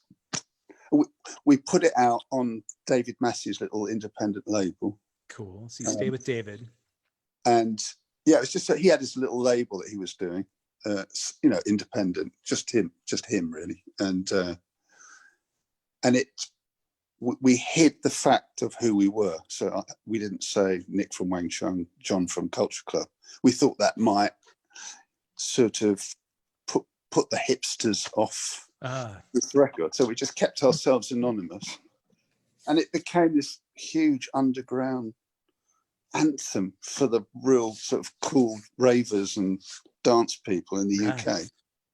And and then Pete Tong. Did you know Pete Tong? The DJ is a huge DJ in the UK. Okay. He had his own label through Warner Brothers. He signed it and put it out properly, So lightning struck again for you. Exactly. It was nearly a huge hit, but it just missed it. But it was a really cool project to do. And then Epic Records in America heard it, and we recorded some more stuff, me and John Moss, and so they signed us on an album deal. So we made a record for Epic Records, which it's a record I'm quite proud of. But the only problem with it was that it was the right record in the wrong time. I was going to say 1990 is a little tough for that era. It's very tough because it was very blissed out, kind of quite musically good, sort of soft electronic stuff. But that was exactly the time that grunge was breaking. Thanks, Nirvana. Exactly. And I love grunge, and I loved Nirvana, but this was the opposite of that, and it was just the wrong wave to be. Well, there was no wave, Right. Yeah. The wave of grunge kind of brushed us aside on them, so that didn't work out. But we still got a record that I think sounds pretty good today, So probably would be successful now as it releases, Yeah, I think it could do. Can you pick that through streaming device? Sorry. Okay. I was wondering if that record is available on like streaming services. It's not, and I should definitely make it available again somehow, because you get a lot of fans that would love it. Record. Yeah, I think so. And you stayed in touch. You stayed kind of on a path of scoring music as well, right? Weren't you doing quite a bit of stuff with film score? I did bits and pieces for film and TV. Okay. Yeah, and Wang Chung always, we consistently had things going on. We've been very lucky to have loads of syncs all the way through our career. And then in 1998, I'd already got a job with Warner Brothers as an A&R guy. So I'd sort of, after Promised Land, that was the band I did with John Moss. When that didn't work out, I thought, what am I going to do? So I thought maybe it was time to sort of get a sort of proper job again. Mom and Dad want you to have a big boy job. A big boy job, yeah. I think I was quite disappointed that Promised Land hadn't worked out, because I felt that was a good project, but it was just bad luck. And then I thought, I think I was creatively sort of exhausted, and I wanted to maybe cross to the other side and work not as the artist, not generating everything myself creatively, but to maybe work with other artists with what they were doing. Do you know what I mean? Yeah. Well, and I thought maybe the good way to do that would be working for a record company, trying to help artists sort of with their stuff instead of me having to originate it, and so and I was lucky enough to get offered a job at Warner Brothers, and an A&R job, and that's when I started on that part of my career. And by this time you didn't have to bullshit your way into the job. You actually legitimately earned that gig. Well, you know what, I thought I was quite burnt actually after Wang Chung split up and then Promised Land, not working out. I sort of I think I'd lost a bit of confidence. So I thought I might find it very difficult to get a job. I thought they might laugh at me, sort of really? like, what, you in Right. Wang Chung? You're joking? What, you want to be an A&R guy? You're fucking joking. But I got a really good response from all the labels. I got offered a few jobs, and I was kind of really surprised. Well, so it's interesting. A really good thing. And I don't want to interrupt that, but a good friend of mine just wrote this book on sort of identity shifts as we get older, midlife sort of time. And she started a podcast that really points to that men and women, when they get to a certain point where they've identified with this persona, they have an identity that they've really consistently held as their own persona for their entire life. At some point, they get to a phase where the attention is no longer on that identity. There's a shift, whether it's a midlife crisis or a career shift or something like that. And it's a phenomenon that I really hadn't thought about before until this year. And it sounds like that's a point where you hit this, where all of a sudden Nick, the rock star from Wang Chung, all of a sudden hit a phase that said, all right, got to change gears. I mean, musicians are probably all looking at this mortality right now, right? Where it's, it's an experience that every musician on the planet is sort of facing. If you're a performer, that we've gone to 100% unemployment, if you will, right? And so we have to look at, all right, we can speculate about the future, but you got to try to make your own way. So it sounds like that's what happened with you with Warner Brothers. You said, all right, I want to be in music. I don't trust myself in the performance and the recording, maybe. So I'm going to go out and see if I can help find somebody else. That's a really good way of putting it. That's exactly what happened. Okay. I think that was I was just turning 40, which is a classic sort of midlife crisis kind of point, to hit. But everything changed in my life at that time. Everything, I literally turned my whole life upside down. I bet. In some ways, in a quite challenging way, and in my personal life became very all over the place, and my career, completely changed for almost 180 degrees. But it was, I don't have any regrets. I think it's something that I had to do, and I think I've, that song, the Talking Head song, Stop Making Sense. That song. I always loved that title, and that song was really in my head around that time. I kind of wanted to stop making sense, and sort of just throw things up in the air and see what happens, And it was certainly interesting, And were you balancing your family at that point? Sorry? Were you balancing family at that point? Well, I was, that's when my sort of marriage kind of fell apart. And so everything was disrupted, You bet. Absolutely. I've still got good relations and everything, and it's fine. And but it was certainly sort of, I was certainly deconstructing things to reconstruct them, if you know what I mean. Right. Yeah, absolutely. And, you know, I sort of had a slightly crazy existence for a while. I think I was more rock and roll as an A&R guy than I was when I was a performing musician. Do you know what I mean? I think we can all speculate on what went along with that moniker. Yeah. It was a bit mad, the whole thing. How about some of the bands you worked with at that point? I worked with all sorts of bands. I worked with, I mean, I was a huge Madness fan, you know, cool. the band Madness. Yeah. So I ended up A&Ring Suggs, you know, the singer from Madness. Okay.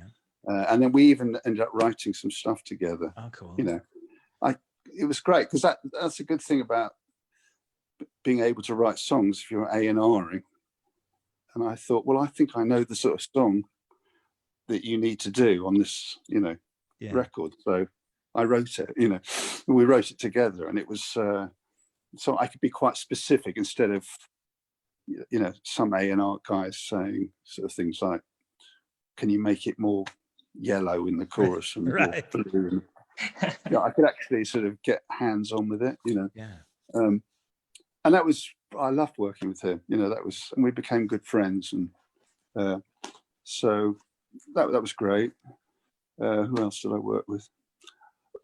I was working with this band called Arcana, who you probably don't know. They had a little bit of success in America, but they became huge in sort of Southeast Asia and around there. Oh, okay. So that was a big success. But even though people in the UK and America don't know them quite so well, but who else did I work with? There were some UK bands that maybe you guys wouldn't know. But it was great. I was working with,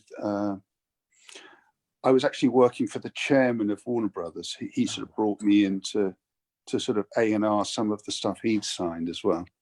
So it was kind of an interesting level to sort of go in at, you know. Yeah, well, that's, I mean, a lot of credibility that you must have established with him, right? Yeah. Was there anybody that, like somebody that maybe you considered and then passed on that became a huge hit that you have regrets about? Oh, there's loads of those. Yeah. Spice Girls. No. Spice Girls. No, I didn't get them, but I've got a few. I mean, I'm quite embarrassed to admit what they called Coldplay. Wow. That little band. Coldplay. I didn't go for that. I didn't go for Coldplay, so that shows what I know. They did all right. But I did try and sign Muse. I tried to sign them. Wow. They were like teenagers at the time, you know. Amazing. I saw them in a little what was it? The London School of Economics, I think it was. God. I little university show. I was like, there was about 100 people there.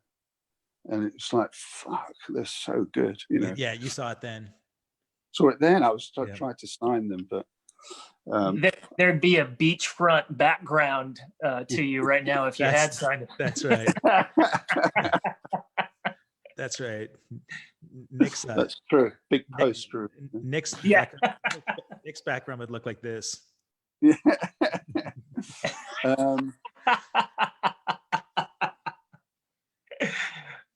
But no, I mean, you can't win them all, can you? There was quite a few that I tried to sign that didn't matter. I did sign Bullet for My Valentine, though. Oh, yeah. That's when I went to Sony. Okay. I left Warner Bros. And went to Sony, got a bigger job there, and signed them. So they did really well, you know. So. Can I ask you, in these transitions, and I hope I'm not overstepping, when you seem to have left relationships in a really positive way as things have gone on, you seem the kind of guy that doesn't burn bridges. You can amicably move on to something. When you go from like Warner Brothers, where you're working with the chairman there, to go on to Sony to a new gig, was that a sort of a harsh relationship break, or did you just say, "Hey, I was invited to come here and it's time to move on"? Well, actually, no, that was. I've been through quite a few mergers and in the corporate world, so which mostly worked in my favor. Luck. That's again luck. So when I was at Warner Brothers, they merged with London Records, right? Okay. and so they had to. So a lot of people were let go, you know, one of which was me. But, and this is where I was very lucky, I'd already been approached by Sony for a much better job, you know, double the money or 3 times the money, I think it was, and a much higher position as well. So I already had that job kind of pretty much in the bag. I was just waiting for one final interview when they decided to merge with London Records at Warner's and let a bunch of people go. So, so they let me go, and they gave me, you know, a sort of not bad payoff. Oh, it's beautiful. And then I got this, you know, this really good gig with Sony, and so that was really good. That worked out really well. And then at the end of my Sony sort of period, Sony merged with BMG, and they kept me, but they moved me to a different department, and I hated it. I was there for about a year in the merged Sony BMG. Did they put you in the mailroom? I think that would have been more fun. You could open mail bombs again. That would have been good. I think I was kind of the A&R kind of element of the marketing department. Okay. It was Sony BMG, and I hated it. It was really boring. And you weren't directly connecting with bands at that point. Not really, no. It was exactly. It was sort of. I wasn't even signing anyone. I was just kind of tinkering with what I was given to do, and I found it. I was completely not into it. Oh, wait. Now you readjusted. I was actually really loving the fact that you had a white rose right next to your head there that whole time. And I thought this is what sets Nick Feldman apart, is he takes the time to smell the roses. You see, this is why his life is so charmed. It's not luck. This is what you make of it. Look at this. If you keep roses right there next to you, that's beautiful. That's very good. So yeah. I didn't really know that. I'd forgotten they were there, to be honest, but I can't claim credit for that. All right. Sorry. I didn't mean to interrupt. Again, this is fun. So where was I? So BMG. So I was working for about 10, 11 months for Sony BMG in a job that I really was miserable at. And then they decided to make the whole department that we were working to scrap it, you know. And so, you know, they basically let us go. And they gave me like a year's sort of money and stuff. And I was so happy. When they told me, you know, I think they expected me to, you know, they're all really sorry, we're going to have to. And I was like, no, I think you're doing the right thing. Yeah. You know, very good decision, well done, you know. Yeah. And they were like, oh, okay. So, and that's when I left, you know, being an A&R guy, and decided to really jump back into the being much more creative again, you know. And I started to manage a band called Little Fish, who were a really cool sort of Black Keys type sort of band, like a girl singer with a drummer. And I sort of helped them to kind of get their shit together. I managed to get them a deal with Linda Perry's label Custard on Universal. So that was good. That was good for me to work on that project. But what was the best thing about it all was that it made me want to get Wang Chung going again, and get back out on the road and do it all again. So that's when I got back on that particular horse. You called Jack and say, "Hey, we're getting the band back together." Exactly. And Jack had been doing his own thing. Yeah, Jack had been doing stuff. I mean, he remained, you know, being very directly in sort of music creation and stuff. In fact, when I was an A&R guy, I used to get Jack in to produce some of the acts that I was working on. Nice. So we sort of remained collaborating, but instead of directly in a band together, we do it via, you know, my job as an A&R guy. You know, so that was the relationship stayed constant, which is great. It is, yeah. So we've remained sort of associated in one way or another over the years.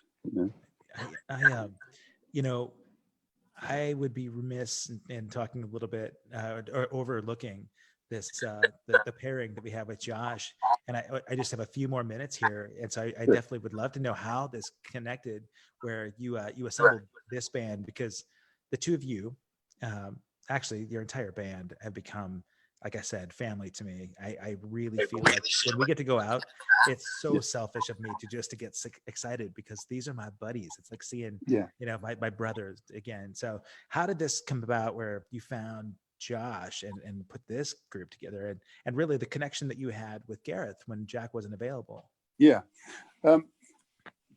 Josh, well, we got a new manager at the time, Jason Fowler. Right, Jason. He'd been part of Nickelback's management company, and then we had this agent in the UK who'd been getting some gigs in the UK, a guy called Adam, and he hooked us up with Jason. Okay. Yeah. So that Jason then sort of was very good at finding us people to work with and stuff. So Jason found Josh. We needed a drummer. We had a tour. We needed a drummer. So Jason gets the credit for that. Nice. He fixed up a rehearsal. He found Al, our tour manager. Al Judd. We'll be talking to Al in the next week or two here. I'll be having Al on. Yes. Love him. Uncle Al. And he, Al, the masterful one. The masterful. Yeah, he used to look after me. I felt secure with Al around. But and anyway, so as soon as and he also found Tio, the keyboard player. Oh, right, as well. Yeah. So, and he, did a good job, Jason, and of course we really loved Josh. Of course. Who was beardless at the time. But. Right. Sorry. He just can't get out and buy razor blades right now. Tearing it up over here. Yeah, no, we loved him. I'm trying to think of something not nice to say, but I can't. It's find tough. The word. You know what? Yeah. Even I when can give you something. When you heckle each other, even backstage, it doesn't work to belittle each other, because it's just, you're two kind men. It doesn't work, does it? It doesn't. But so he was great. I mean, we liked him straight away. I think I can't quite remember how it came about. Was it? Maybe you remember, Josh. Did we just jump straight in with you? Maybe we hadn't even. Did we have an even audition? I don't think we did we? No audition. We just heard some. I think we just had some of your clips. We had. Yeah, you heard a video, and I remember addressing that with Jack on the phone, and just kind of going, he's talking logistics, and I was like, so am I gonna need to audition for you guys? And he's like, that's you in the video, right? I was like, yeah. He's like, no, we're good. That's right. Yeah, that's right. It's a good thing you did.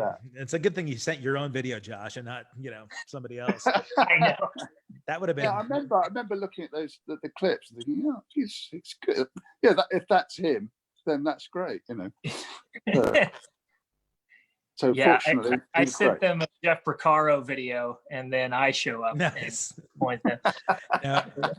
You contribute. I mean, honestly, you're such a great contributor to the song. You can see that you play the part the way it should be played, and it comes off as the whole being greater than the sum of its parts on stage. It's a real unit, and I love that.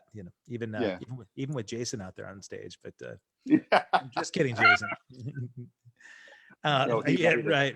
Yeah, that's kind of like percussion and cymbal trees, same kind of thing. Josh is great because he's not only is a good drummer and everything, but he's.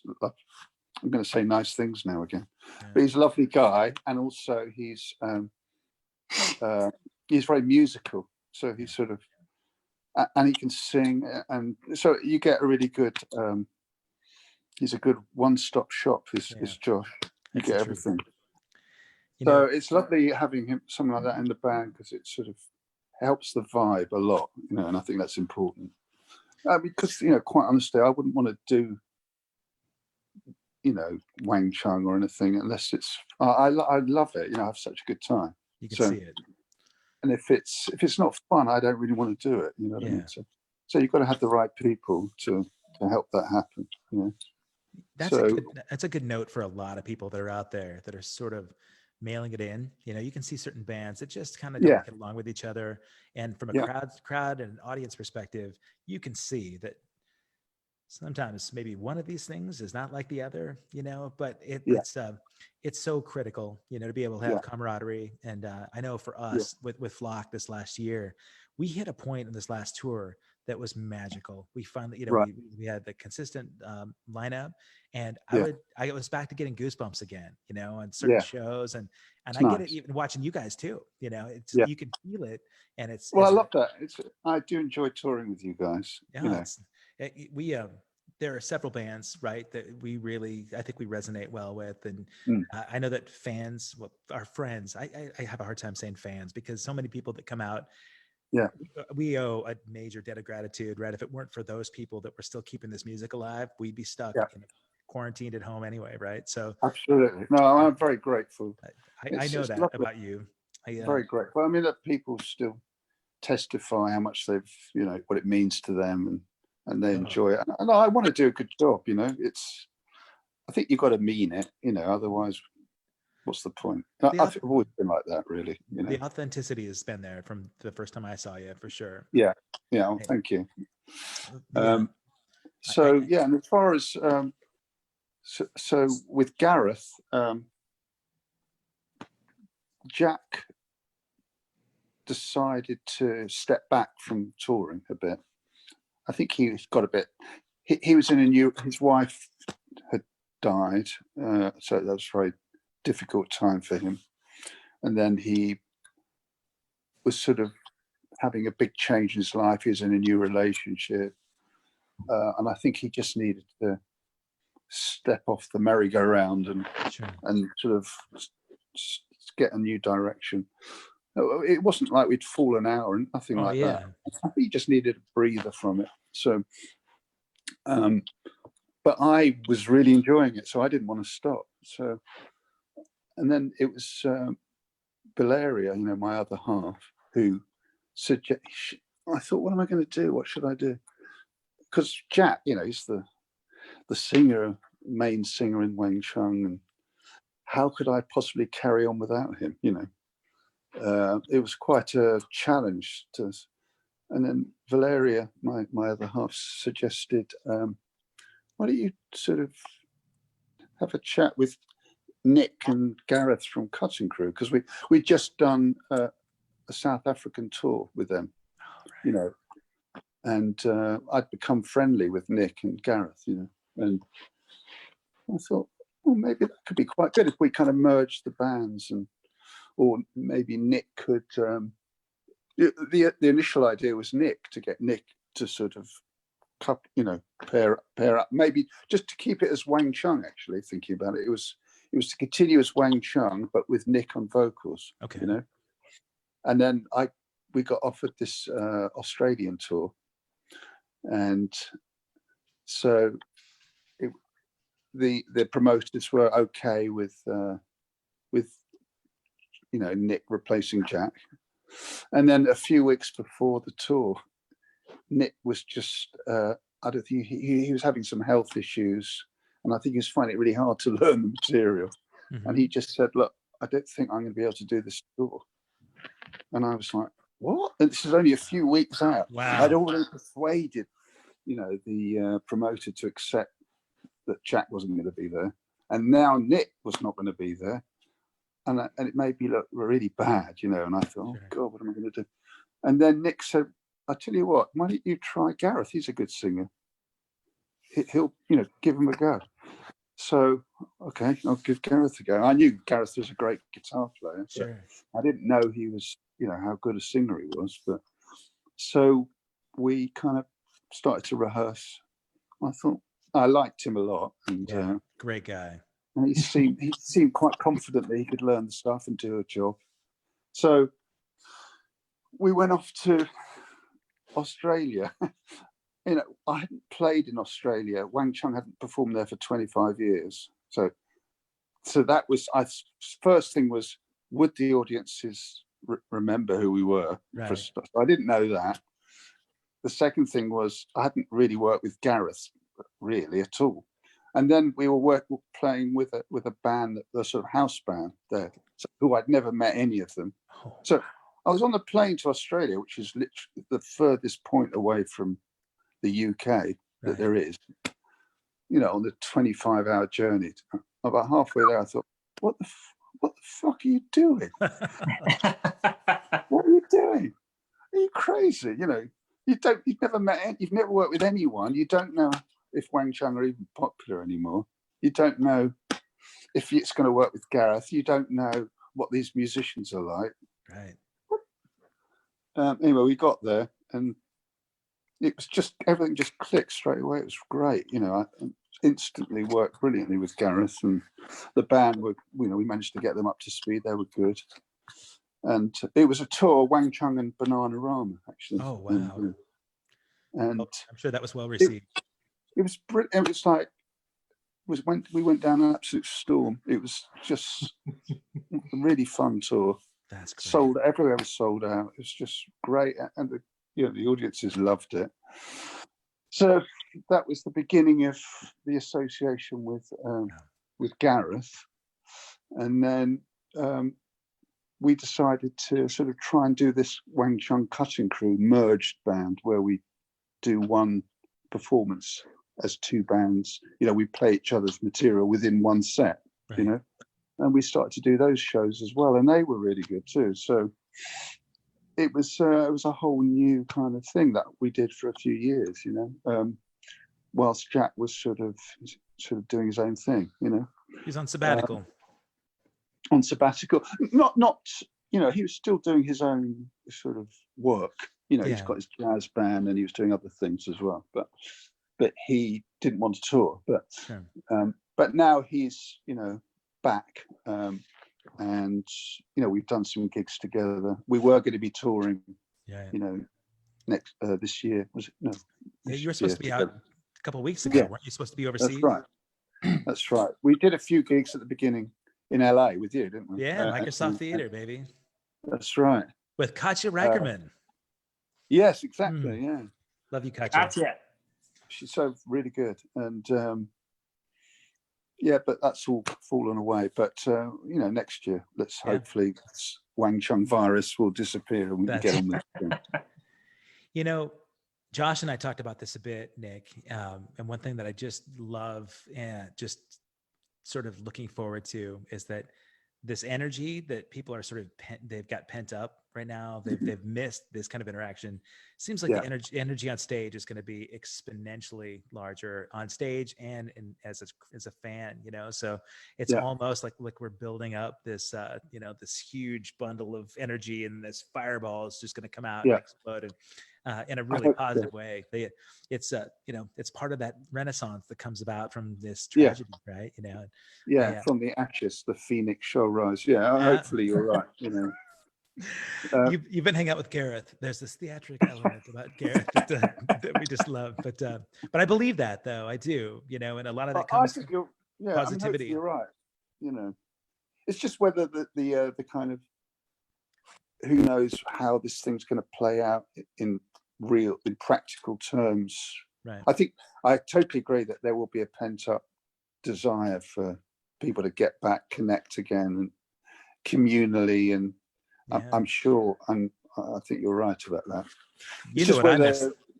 What happens with this fucking virus? Whether there's a vaccine and all that kind of stuff. You know, there's no way we can control that or know for sure. No, I know for sure. The thing I miss the most, and you know, I miss big sweaty hugs with you guys, man. Yeah, I do. I miss you so much. Yeah, we miss you too. I miss you too. So no, it's been really fun working with you guys, but we'll do it again. Hopefully we'll be back on the horse before too long.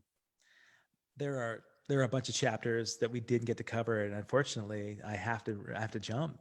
So Sure. what I'd love to do is at least point people in a direction to maybe see what's happened with Wang Chung the last couple of years, and see, man, reading through your resume is ridiculous, Nick. You've done so much beyond what a lot of people might know. But I think that orchestral album that you did with the Prague Philharmonic Orchestra, Yes. man, pick that album up, you guys. If you haven't heard it, it's unbelievable. You know, Flock did the exact same thing. And to me, it has a whole different bent on these songs that are magical anyway, but they're perfect driving albums. If you're stuck, you know, sort of self-isolating and you're driving through the country, those albums blow my mind. They're so good. So Cool. check those things out. And how can somebody find out a little bit more about what Nick is all about? Well, listen to this. Well, there's Well, more I'm though. doing- I mean, you got the video game background and some of your other work with your Yeah. licensing. You know.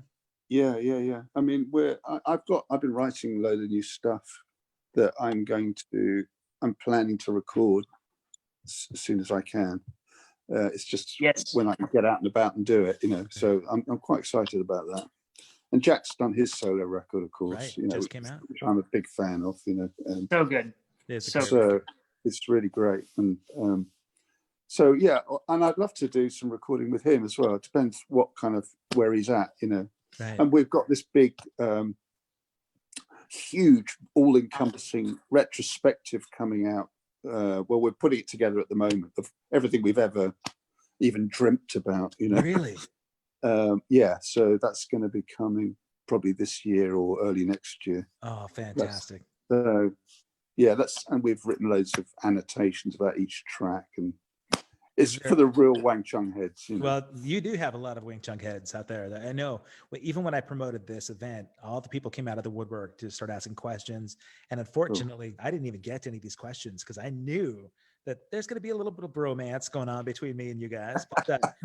But there's a lot of goods, man. You've got a great story, buddy. And the things that the things I take away from it, you talked about, you know, sort of being lucky, but I really do see that your initiative, you know, was something that really got you to the point that even with those peaks and valleys, you know, you accomplished magical things that people dream about and never attain because people let fear sort of limit their capabilities and limit their experience.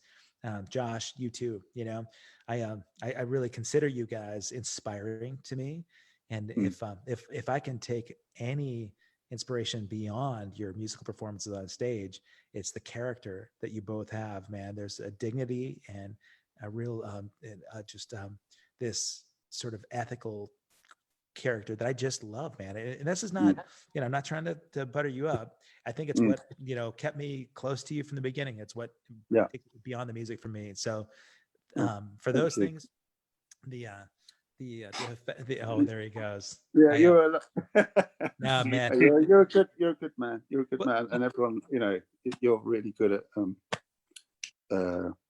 You've got that thing about you that people just really like, you know, and you know how to connect people, and I think that's something not everyone has, you know. So nope, I don't want to take it for granted. I just don't, you know what? Really, I mean, like the relationships that I find with you guys. It would be easy to get caught up in all the other stuff that we have going on with the gigs. And if I can be present and just look, I mean, Josh and I have done this backstage. Just we'll sort of like look at each other and say, we'll hug. And I'm like, man, look at where we're at right now.